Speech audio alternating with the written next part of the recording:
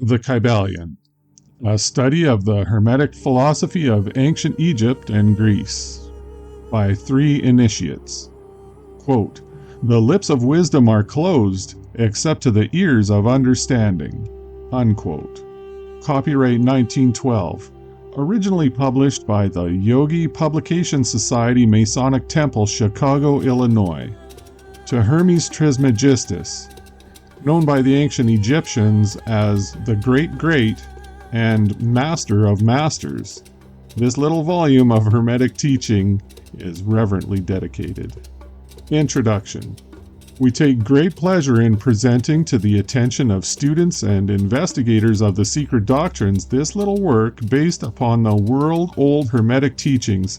There has been so little written upon this subject, notwithstanding the countless references to the teachings in the many works upon occultism, that the many earnest searchers after the arcane truths will doubtless welcome the appearance of this present volume. The purpose of this work is not the enunciation of any special philosophy or doctrine, but rather is to give the students a statement of the truth that will serve to reconcile the many bits of occult knowledge that they may have acquired, which are apparently opposed to each other and which often serve to discourage and disgust the beginner in the study.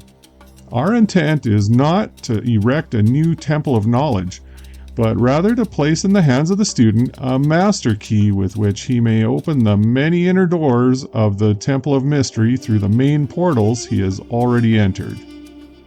There is no portion of the occult teachings possessed by the world which have been so closely guarded as the fragments of the Hermetic teachings which have come down to us over the tens of centuries which have elapsed since the lifetime of its great founder, Hermes Trismegistus, the scribe of the gods, who dwelt in old Egypt in the days when the present race of men was in its infancy. Contemporary with Abraham, and if the legends be true, an instructor of that venerable sage, Hermes was, and is, the great central sun of occultism, whose rays have served to illumine the countless teachings which have been promulgated since his time. All the fundamental and basic teachings embedded in the esoteric teachings of every race may be traced back to Hermes.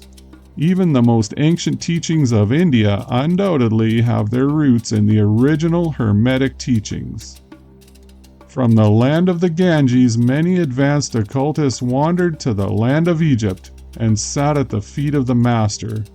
From him, they obtained the master key which explained and reconciled their divergent views, and thus the secret doctrine was firmly established. From other lands also came the learned ones, all of whom regarded Hermes as the master of masters, and his influence was so great that in spite of the many wanderings from the path on the part of the centuries of teachers in these different lands, there may still be found a certain basic resemblance and correspondence which underlies the many and often quite divergent theories entertained and taught by the occultists of these different lands today. The student of comparative religions will be able to perceive the influence of the Hermetic teachings in every religion worthy of the name now known to man, whether it be a dead religion or one in full vigor in our own times. There is always certain correspondence in spite of the contradictory features, and the Hermetic teachings act as the great reconciler. The life work of Hermes seems to have been in the direction of planting the great seed truth which has grown and blossomed in so many strange forms, rather than to establish a school of philosophy which would dominate the world's thought.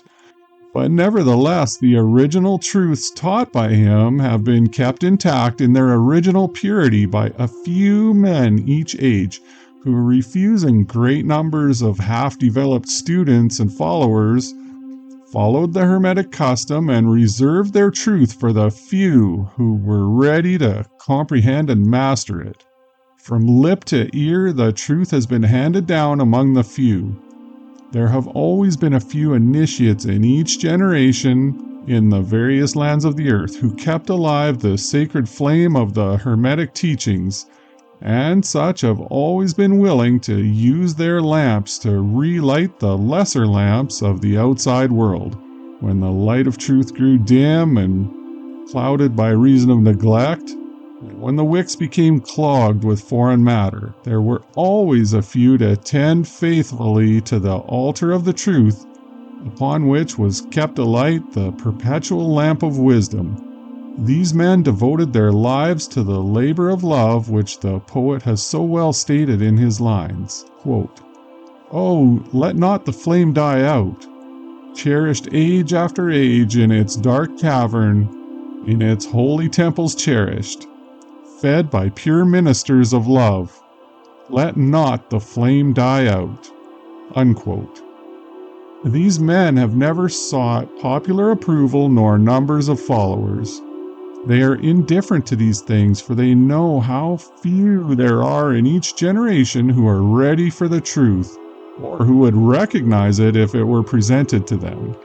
They reserve the strong meat for men, while others furnish the milk for babes.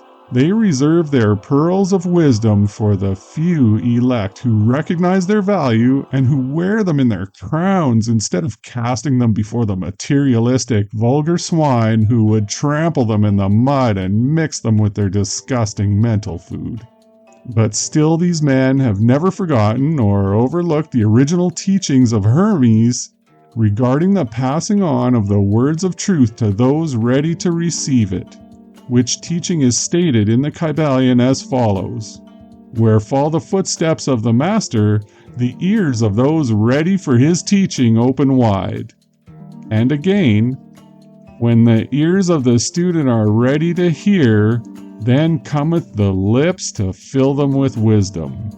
But their customary attitude has always been strictly in accordance with the other Hermetic aphorism, also in the Kybalion: "The lips of wisdom are closed, except to the ears of understanding." There are those who have criticized this attitude of the Hermetists, and who have claimed that they did not manifest the proper spirit in their policy of seclusion and reticence. But a moment's glance back over the pages of history will show the wisdom of the masters, who knew the folly of attempting to teach to the world that which it was neither ready or willing to receive. The Hermetists have never sought to be martyrs, and have instead sat silently aside with a pitying smile on their closed lips, while the heathen raged noisily about them in their customary amusement of putting to death and torture the honest but misguided enthusiasts who imagined that they could force upon a race of barbarians the truth capable of being understood only by the elect who had advanced along the path. And the spirit of persecution has not as yet died out in the land. There are certain Hermetic teachings which, if publicly promulgated, would bring down upon the teachers a great cry of scorn and revilement from the multitude, who would again raise the cry of "Crucify! Crucify!" In this little work, we have endeavored to give you an idea of the fundamental teachings of the Kybalion, striving to give you the working principles, leaving you to apply them yourselves, rather than attempting to work out the teaching in detail. If you are a true student, you will be able to work out and apply these principles. If not, then you must develop yourself into one, for otherwise, the Hermetic teachings will be as words to you. The Three Initiates.